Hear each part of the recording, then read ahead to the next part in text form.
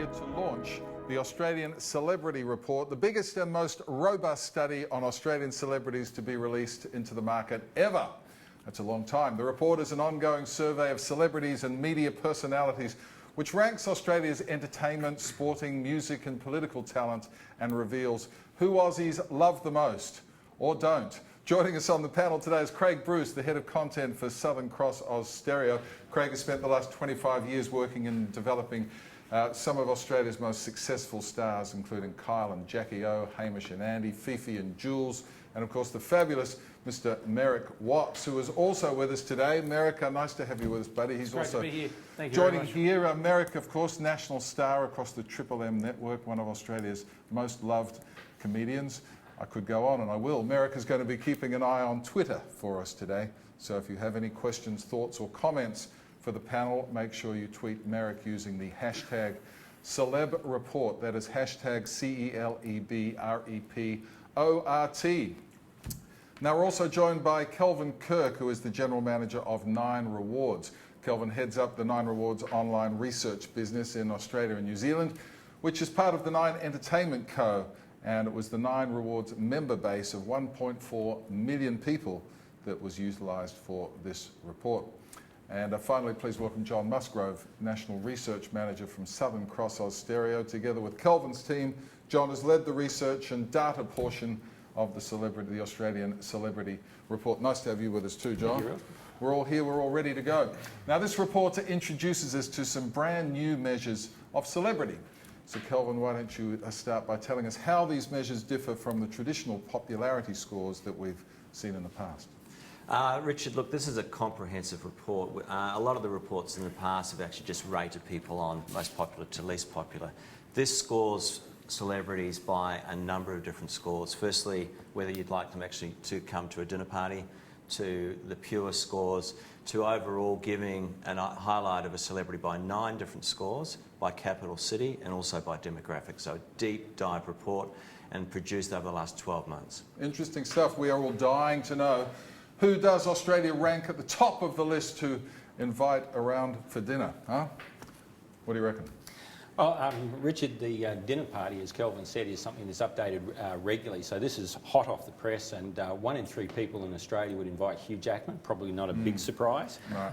Another movie star following up, Nicole Kidman, would be joining him in that table for 4. Then we get to some songbirds. Delta Goodrem, one of the fastest movers in our dinner party section. It comes in at number 3. She's followed by another one of our musical icons in Kylie Minogue. There you go, Hugh, the man who can do no wrong, so perfect. He'd probably stay and do the dishes and everything as he would. Bad luck on that one, Merrick. Kelvin, tell us about Delta, because we've seen some really interesting developments in her popularity over the past 12 months or so, yeah? Yeah, look, we have. Last year we saw her on The Voice, and a lot of people loved her on that. And when we did this research back last year, she ranked 18 in terms of coming in as if you wanted her to come to a dinner party. She's now at number 3, so she's really moved up the scale, and that reflects her popularity on The Voice. And she's literally number 3 and number 2 in Sydney in terms of ranking to come to a dinner party. And she's singing with Gurrimal on The Voice tonight, little plug there. John, let's chat about the survey itself. Kelvin mentioned that the study's been in progress for the last 12 months. Yeah, it has. It's been planned for probably about the last 8 years. We've been working on personality scores, and a couple of years ago we got together with Channel 9 to get the best of the best in how they look at their personalities, and we have. And about 2 years ago we started to put this actual questionnaire together. About 12 months ago we went in field. So we've been collecting data for the last 12 months, about 40,000 responses so far. That continues to go on. Every 3 weeks we're getting another 20 personalities tested and re-asking the dinner party question. Is there anything other than just dinner parties? I mean, there is indeed dinner because parties. I'm a great dinner guest now. I can't understand why I'm not rating high. That's a very good point. Carl Stefanovic has also said that you should have the morning after the big dinner party or something category. It's missing in there. Craig, now you've worked with some pretty impressive talent. What does this report and the insights it offers mean to you? Well, I guess the broad nature of the report is pretty important for us. You know, we talk to our listeners all the time about the talent that we have on the air, but this is a far-reaching report, and we get to see and hear from listeners of our radio stations and other radio stations, so that's pretty important. I guess from an SCA perspective, you know, developing unique talent and creating shows is really at the heart of our business. So to understand how particular talent occur in marketplaces and how they're ranked is really, really important for us. How would it sort of dovetail with traditional ratings? Well, I think if you look at the list, apart from Eric, who's not in the top 5, what happened there, mate? I'm not too sure. Obviously not a very good dinner guest. You know, your Hamish Blakes, your Eddie Maguires, these sorts are, their ratings are strong on radio and they're on TV. They've got broad appeal across TV, radio, so yeah, it certainly stacks up. Southern Cross, Austereo and Nine Rewards have obviously come together to create this report. Tell us more about this relationship.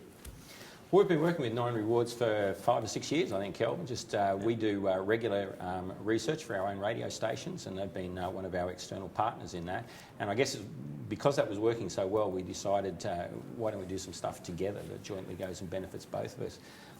Popularity reports before didn't really give us a feel for the personalities and how they might work in our businesses, and so we started to devise something that would be a little bit deeper, dive a lot deeper than just a normal, love, hate, popular type of.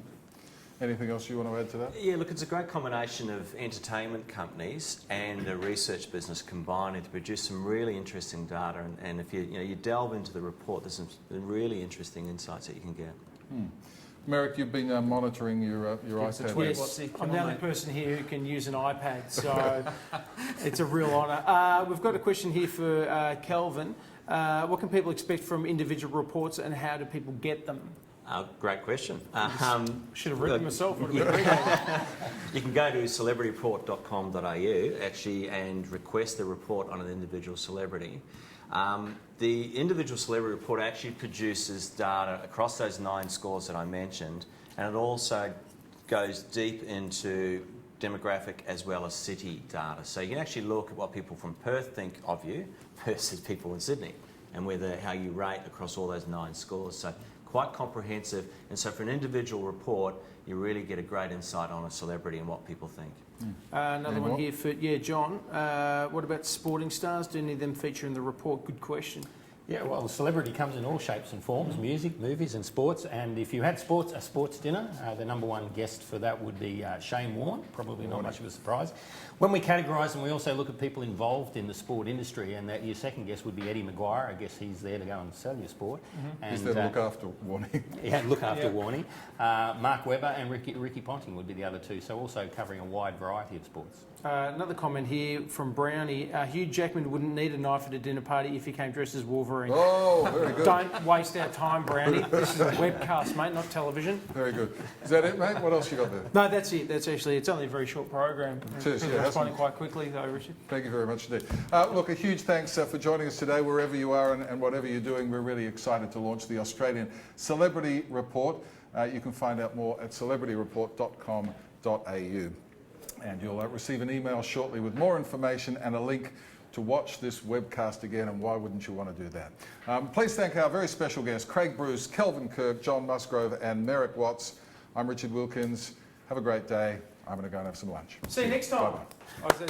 Thanks, team. That's it. No, we're done. Oh, just one line. Okay. We're out of here.